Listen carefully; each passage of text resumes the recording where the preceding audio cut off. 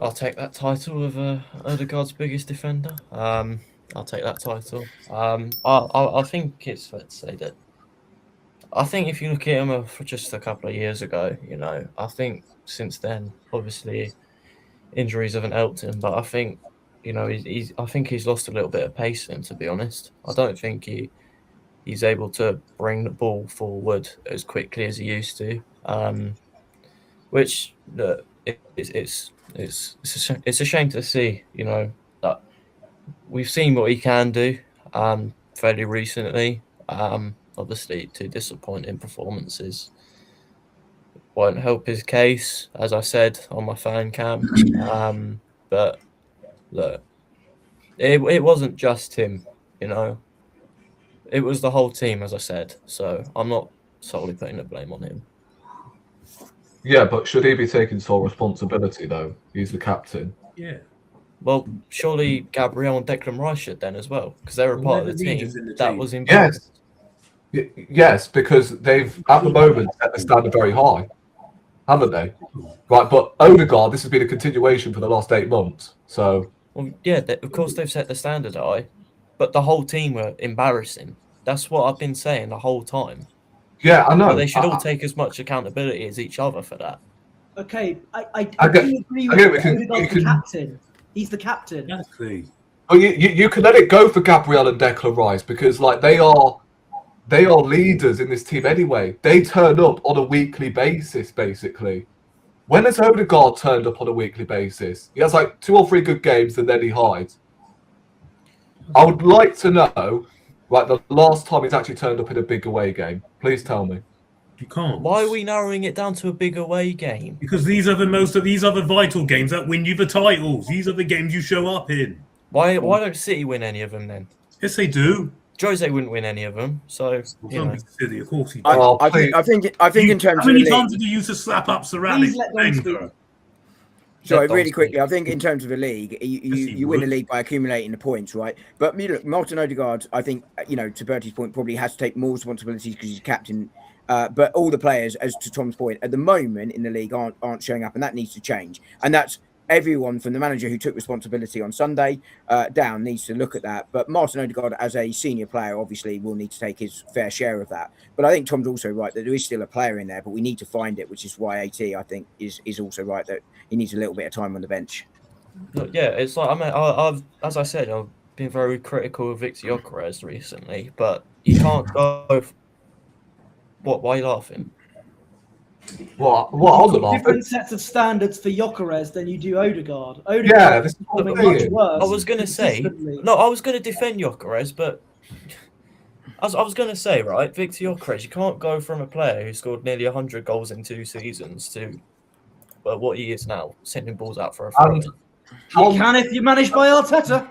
Okay. Odegaard, right? Okay, cool. So Odegaard in the 22-23 season scored 15 goals, right? I think he was second behind Dele Alli, or he might have been first. I don't know, right? Look at his goal tally since then. So he's gone from 15 goals to then... How many goals did he score last season? 3? Did he go from 15 to 11 to 3 to 1, I think, if from memory. You don't keep the same energy for Odegaard, do you? It's Gyökeres, isn't it? Because who's supposed to be supplying Gyökeres, by the way?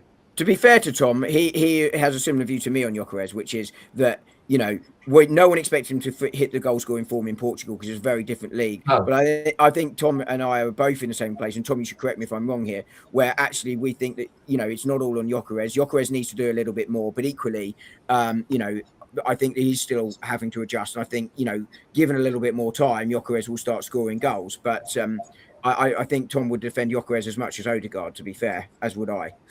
Well, but it doesn't mean you can't ask questions of their form. I'm asking questions of him and I'm criticising him because we spent all that money on him for him to come in and score goals, and he's not done that. I mean, he's not done that. Yeah, but Odegaard's captain though, so exactly. We're not talking. How is he getting away with this? I don't get it.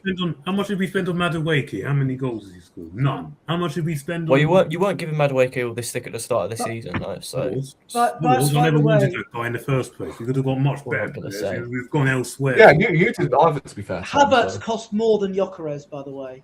Exactly. And then now everyone's calling for Havertz to come and save their season.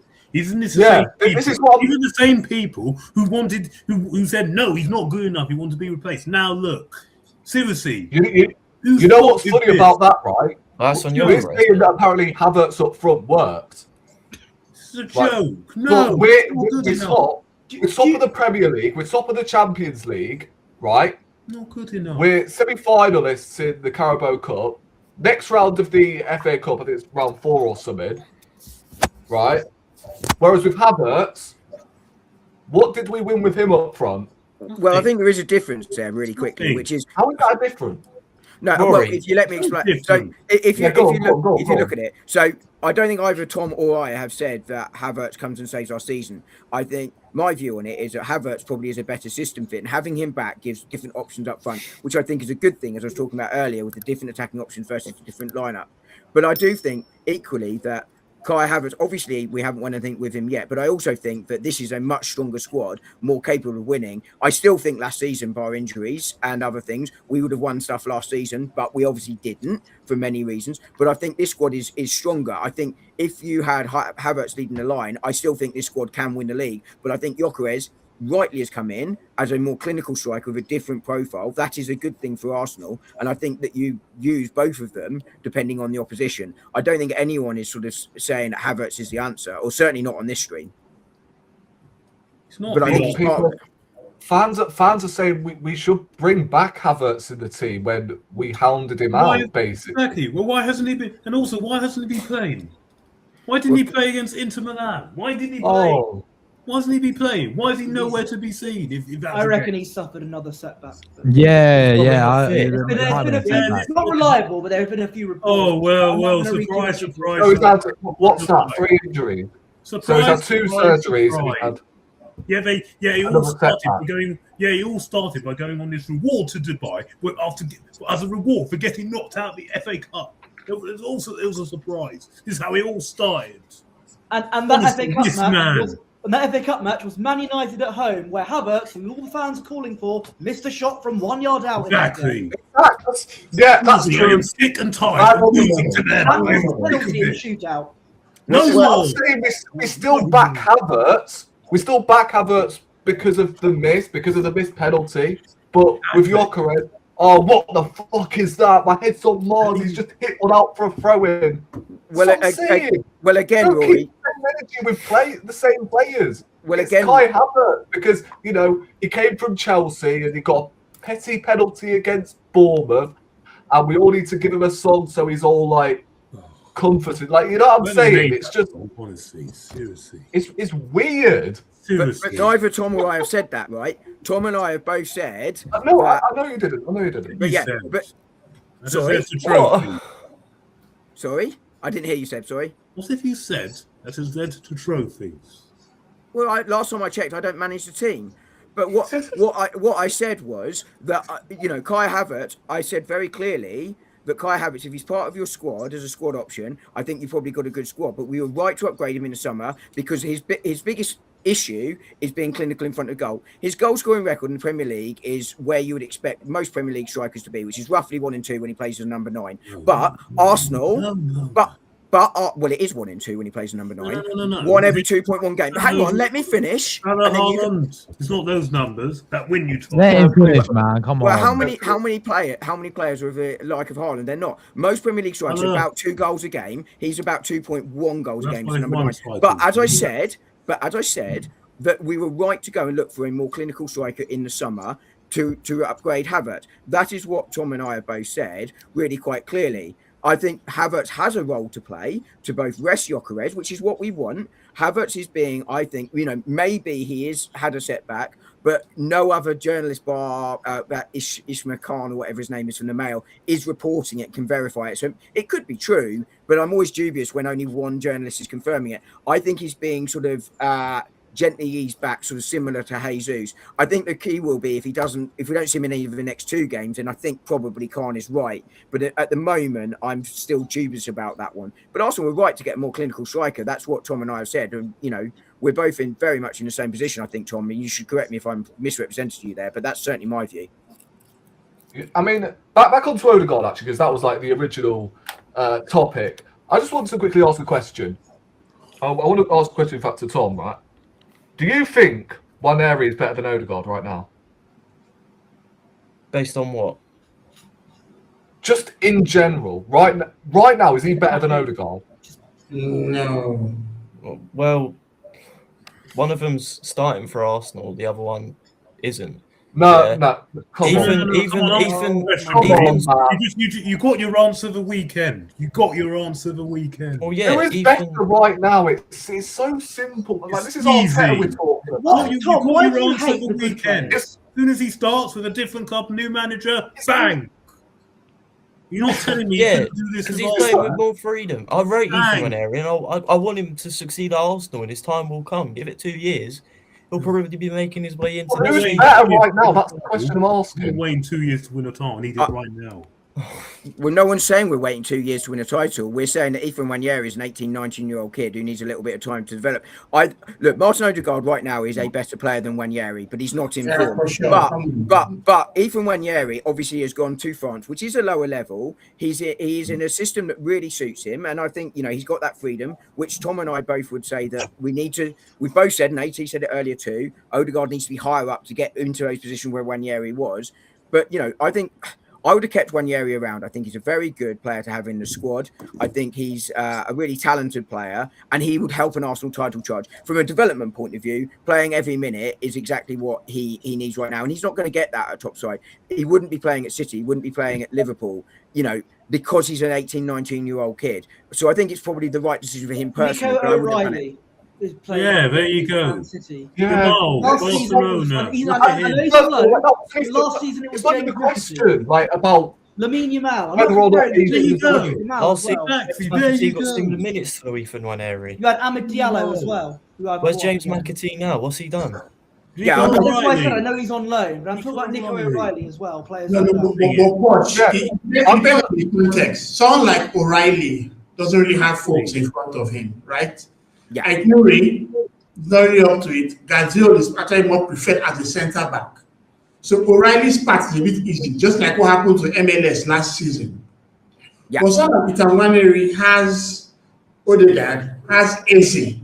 Another one in the chat, Esteval, 18-year-old. Look what he's doing. Yeah. Another one in the chat. But Thanks to for be that. clear, hold on. The question initially was: is Nwaneri right now better than Odegaard? No, he's not. Started waffling about development. no. Right? Is he better right now than Odegaard? He's No. not.